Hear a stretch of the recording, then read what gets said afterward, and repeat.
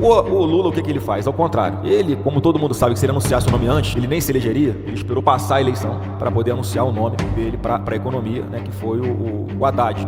Aliás, o Haddad, Maurício, deve estar torcendo muito na minha eleição, sabia? Eu acho que ele vai acabar votando em mim. Porque a bomba fiscal que ele está deixando pro próximo governo, ele sabe que o próximo governo não vai conseguir. E ele sabe do problema que está por vir para isso. Eu acredito que eles tenham calculado errado. Pode ser que eles tenham calculado que essa bomba fosse explodir no ano que vem. Mas pelo que a gente está vendo, a bomba vai explodir este ano ainda.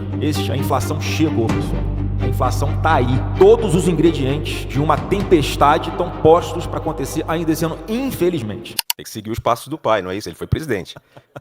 Eu sigo vários passos dele, Maurício. O que acontece? Com o presidente Bolsonaro, houve uma necessidade de ele antecipar o nome dele para o Ministério da Economia para que todos tivessem uma clareza de qual era o norte que o Brasil seguiria num possível mandato dele. Então trouxe para mim o Pelé da Economia, que foi o Paulo Guedes, mas antecipou bastante.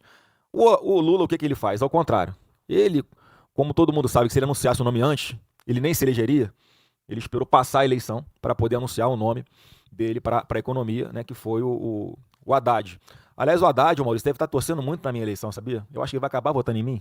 Porque a bomba fiscal que ele está deixando para o próximo governo, ele sabe que o próximo governo não vai conseguir desarmar. Vai precisar de um time de estrelas ali dentro do Ministério da Economia, da Fazenda, do Planejamento, pessoas comprometidas com o país, com um controle fiscal rigoroso. Então eu suspeito que ele sabe do problema que está por vir o Brasil. Eu acredito que eles tenham calculado errado. Pode ser que eles tenham calculado que essa bomba fosse explodir no ano que vem. Mas pelo que a gente está vendo, a bomba vai explodir este ano ainda. A inflação chegou, pessoal. A inflação está aí. Todos os ingredientes de uma tempestade estão postos para acontecer ainda esse ano, infelizmente. O brasileiro não tem mais poder de compra. O Lula gastando mais de 200 bilhões de reais fora do arcabouço fiscal, única e exclusivamente para tentar enganar o povo brasileiro mais uma vez, dando bondades, dá o auxílio gás, mas o povo não está com dinheiro para comprar comida para botar em cima do fogão e comer. Os 600 reais não compram, não enchem mais o carrinho como enchiam antes. A carga tributária no Brasil passando de 32% do PIB. A média na América Latina, 21,5%. O povo está sufocado de tanto pagar imposto. Não tem nenhuma tábua de salvação que você enxergue no curto, no médio prazo, que vai tirar o Brasil dessa situação, a não ser um corte drástico das despesas e um reequilíbrio das nossas contas, mas a gente vai falar um pouquinho sobre isso mais para frente. Eu vou perguntar agora, na verdade, o que o senhor pretende fazer para desarmar essa bomba? Olha, Maurício, não tem outro caminho a não ser a gente fazer algumas reformas que são estruturantes, enxugar drasticamente as nossas despesas. Hoje nós temos 39 ministérios. Isso tem que ser enxugado urgentemente. Não dá mais para ficar nessa corrida do gato, correndo atrás do rabo, em que o governo aumenta a carga tributária, cria novos impostos, aumenta os impostos que já existem, para continuar gastando mais. Porque essa irresponsabilidade fiscal, quem mais sofre é o povo pobre. Isso já está resultando em inflação. Isso afastou os investimentos em empreendimentos que fossem gerar empregos aqui no Brasil, porque é inviável, é quase uma burrice hoje no Brasil você tentar abrir um negócio. Nós temos mais de 20 milhões aí de pequenos negócios, microempresa, microempreendedor individual, pessoas que não conseguem mais tomar financiamento para nada, uma taxa de juro absurda, 15% da Selic, mas mais de 10% a taxa de juro real. Gente, essa é a segunda maior taxa de juros do mundo. Nós só perdemos para a Rússia, que está em guerra há 3 anos. Olha que ponto chegou o Brasil. Quem é que não está se indignando com isso? Uma irresponsabilidade sem tamanho. Vai explodir essa bomba no colo do mais pobre. De novo, vai ter que sobrar para um governo de direita arrumar a casa. Mas nós vamos fazer, a gente tem que criar uma espécie de mecanismo que quando a relação dívida-PIB ultrapassar esse determinado patamar, gatilhos automáticos vão ter que ser acionados para cortes drásticos de despesas. Não tem outro caminho.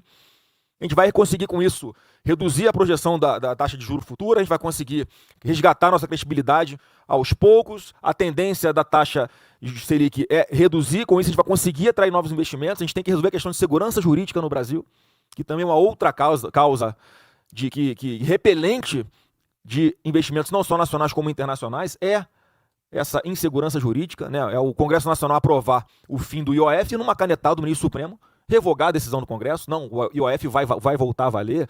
Olha quantas obras de infraestrutura o Brasil tem que estão paralisadas por decisões monocráticas, muitas vezes, ou judiciais, de projetos que são bons, projetos de ferrovias, projetos de rodovias, Você não consegue asfaltar uma rodovia, por exemplo, lá na Transamazônica, porque não consegue licenciamento ambiental ou uma decisão judicial que impeça de asfaltar uma rodovia que já existe, mas está lá, um atoleiro de lama quando chove. Então, o Brasil precisa tomar um choque de gestão, de modernização. É o que eu vou fazer. Esse governo vai ter, Maurício, um compliance com inteligência artificial que a gente vai enxugar drasticamente o desperdício de dinheiro público. O Brasil é rico e o povo está pobre. Essa realidade tem que mudar em algum momento. E, mais uma vez, eu vou colocar pessoas que são especialistas, não alguém que tenha feito um curso de economia à distância para tocar a economia do Brasil, um time que entenda, um time que tenha autonomia para fazer, como o presidente Bolsonaro deu ao time do Paulo Guedes. Eu não vou aguentar, vou ter que fazer essa pergunta, porque ela está ali, está levantando até. Qual vai ser o papel da Daniela Marques, que foi ex-presidente da Caixa, né, assessora muito próxima ali do Paulo Guedes, também importante na primeira administração do seu pai, do Jair Bolsonaro? Tem que ouvir, né, Dani? Não vai sair, né, daqui. Ela achou que ela ia sair de mansinho ali, né? Não, a Dani é uma amiga que nós fizemos aí ao longo do governo do presidente Bolsonaro. É uma pessoa que está se dispondo a estar próximo de nós, não porque é mulher, é porque ela, para mim, ela é a melhor pessoa que tinha no time do Paulo Guedes, era a Dani Marques. Então tenho certeza que muita coisa que o Paulo Guedes conseguiu implementar, a Dani ajudou a construir e a viabilizar. Então é uma pessoa que eu respeito demais, que eu confio demais, né? Você está se dispondo a estar perto de nós aqui na campanha e vai me ajudar nessa parte econômica, não só nessa parte econômica, Maurício, mas principalmente na pauta de mobilidade social. Ela, com a experiência que ela teve na Caixa Econômica, em que ela tinha programas específicos para as mulheres empreendedoras, ela conseguiu ali, ela mostrou como é possível, com o uso de tecnologia, com boa vontade e boas políticas públicas, você estender a mão para aquelas pessoas que querem caminhar com as próprias pernas, que querem empreender, mas não sabem como, viabilizando microcrédito, educação financeira, um ataque assim, a toda essa burocracia que nós temos hoje de legal para facilitar que os empreendimentos possam parar de pé, possam acontecer, em especial daquelas pessoas mais pobres. Então a Dani, ela vem com esse espírito e eu me sinto um privilegiado de tê-la no meu time. Com elogios assim já pode ir, né, Dani? Agora O governo, o senhor citou a questão dos impostos, o governo se defende falando de alguns projetos, entre eles a isenção de imposto de renda para pessoas até R$5.000. O que o senhor acha deste projeto especificamente? Eu sou favorável, Maurício, era uma promessa de campanha também do presidente Bolsonaro. A única diferença é que com Bolsonaro certamente você teria uma compensação de abrir mão dessa receita, quando você leva o patamar aí da isenção do imposto de renda para R$5.000. Ou seja, com Bolsonaro você teria de onde tirar, sem precisar aumentar ou criar impostos, né? E o atual governo faz o contrário, ele esfola o público brasileiro, o contribuinte brasileiro com elevadíssima carga tributária para poder, né, cumprir essa promessa de campanha. Então sou favorável. Agora, um governo que, por exemplo, regulamentou as bets. Um governo que regulamenta as bets para deixar o povo ainda mais endividado. O governo Lula enrolou as pessoas em dívidas, precisou fazer 2 desenrolos, está no segundo desenrolo em apenas 3 anos. Somadas as dívidas de quem está devendo no Brasil, são mais de R$500 bilhões, e ele faz um desenrolo de 4,5 bilhões, quer dizer, não vai dar para absolutamente nada, as pessoas vão ficar mais enroladas ainda. Como é que você desenrola essas pessoas? É fazendo, né, com que as despesas caibam dentro das receitas, você ter um equilíbrio fiscal de verdade, não esse calabouço fiscal que eles implementaram aí, que não serve para praticamente nada. Tem R$200 bilhões sendo gastos fora do arcabouço fiscal para um projeto de poder. Isso aumenta a inflação. É essa taxa de juro que é usada para atualizar a dívida de quem está nos assistindo. Hoje, Maurício, se você tem mais de 80% das famílias brasileiras endividadas, 54% delas estão inadimplentes. Já não estão conseguindo pagar. De verdade, o povo brasileiro está parcelando arroz e feijão no cartão de crédito. Qual o legado que o Lula está deixando para o Brasil? É o legado de desespero, de desesperança, de fome, de dívida, de violência. Qual a lógica de se pensar em dar uma quarta oportunidade, um quarto mandato para alguém que teve 3 mandatos para fazer e não conseguiu fazer? O Lula não está preocupado com o futuro do Brasil. Eu estou. Eu estou preocupado com as próximas gerações. Eu tenho responsabilidade. Eu tenho 24 anos de vida pública que eu vou usar essa habilidade que Deus me deu e reconhecida por muitos, trabalhar a política dentro do Congresso, relacionamento com as instituições, para poder aprovar essas medidas que vão ser necessárias, mudar a legislação, mudar a Constituição Federal, para poder botar o Brasil no trilho de novo. Não apenas na parte econômica, mas também na parte de segurança pública. Nós vamos entrar nesse tema aqui, mas antes eu queria fazer uma pergunta para o senhor. No primeiro painel, com o Tarcísio, a gente falou bastante aqui sobre privatizações, né? Então eu queria perguntar assim, diretamente, o senhor é a favor de privatizações como a dos Correios e da Petrobras, por exemplo? Eu sou a favor de privatizações, mas a gente tem que ver cada caso é um caso. A dos Correios eu acho algo inquestionável. Com o presidente Bolsonaro, os Correios ainda davam algum superávit, e com o atual governo, está todo mundo vendo, mas só esse ano 3,2 bi de dívida. Eles conseguiram, com corrupção e incompetência, quebrar uma empresa pública que tem monopólio na atividade dela. É surreal. Como é que eles conseguem transformar, onde eles botam a mão, apodrece, vira dívida, vira corrupção. Então, vamos lembrar que os Correios já tinham sido alvo da corrupção do PT lá de trás, com o mensalão, com o assalto Fomos nós que demos o furo. Fomos nós que demos o furo, só queria pontuar isso aqui rapidamente. O papel importante da imprensa que eu vou sempre respeitar e sempre aplaudir, né, e do que depender de mim vai ter sempre liberdade de imprensa, liberdade de expressão, independente de matérias que sejam construídas contra mim, ainda que acho que estejam injustas, mas para mim a imprensa exerce um papel fundamental. E eu acho que já não foi o que você perguntou, mas eu já respondendo, foi um dos problemas que eu identifico no governo do presidente Bolsonaro. O relacionamento com a imprensa, o preconceito, muitas vezes, de quem estava gerindo o orçamento para publicidade com relação a alguns veículos de comunicação. Você pretende mudar isso? Obviamente, isso tem que ser mudado radicalmente. É um aprendizado de uma coisa que eu acho que foi feita errada, que a gente não precisa repetir o erro, pode fazer muito melhor, e assim será num possível governo meu. Com relação à Petrobras, de privatização, eu sou contra a privatização da Petrobras como um todo, mas eu acho que tem partes da Petrobras que podem sim, né, ser privatizadas ou ter algum modelo de parceria público-privada ou de desestatização, a redução da quantidade de ações que o governo tem, que a União tem na empresa, mas isso aí é uma coisa que não dá para eu cravar agora, não vou entrar em detalhes aqui agora, mas os Correios é um ponto pacífico e a Petrobras é isso. Eu acho que eu sou contra a privatização dela como um todo, mas tem partes ali, né, que podem ser privatizadas sim. O senhor falou algumas vezes aqui da situação do povo brasileiro. Existe um programa que é o Bolsa Família, que aliás seu pai também aumentou, né, o benefício dado, né? O que o senhor acha desse programa? O senhor manteria, expandiria, mudaria de alguma forma? Maurício, esse programa virou um direito adquirido do povo brasileiro. Ninguém tem o direito de tocar ou de acabar com esse programa. Qualquer país do mundo, ele tem um programa para pessoas de baixa renda que têm dificuldade alimentar. Eu tive recentemente aqui, conversando com o pessoal aqui do Pacto contra a Fome. Fiquei muito bem impressionado com o trabalho, né, que uma equipe competente lá faz. Me comprometi com as pautas que não custam caro. A gente consegue fazer um investimento público nas grandes centrais de distribuição de alimentos para modernizar, para reduzir o desperdício, fazer com que a comida chegue a quem precise. Não tem nenhuma lógica, tanto desperdício, tanta gente passando fome no Brasil.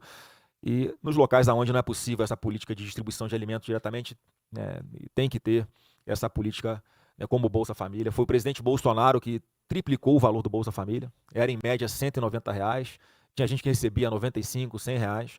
O Bolsonaro não apenas triplicou esse valor médio para R$600, como na época da pandemia ele pagava em dobro para as mães solo. Nós tínhamos um programa que eu vou voltar, que é dar a segurança às pessoas do Bolsa Família, para que, caso elas consigam um emprego formal, caso consigam abrir a sua própria empresa, elas possam se manter recebendo esse Bolsa Família por um período mais longo do que o atual, porque muita gente tem um preconceito com relação a quem está no Bolsa Família, como se não quisessem trabalhar. É um erro isso.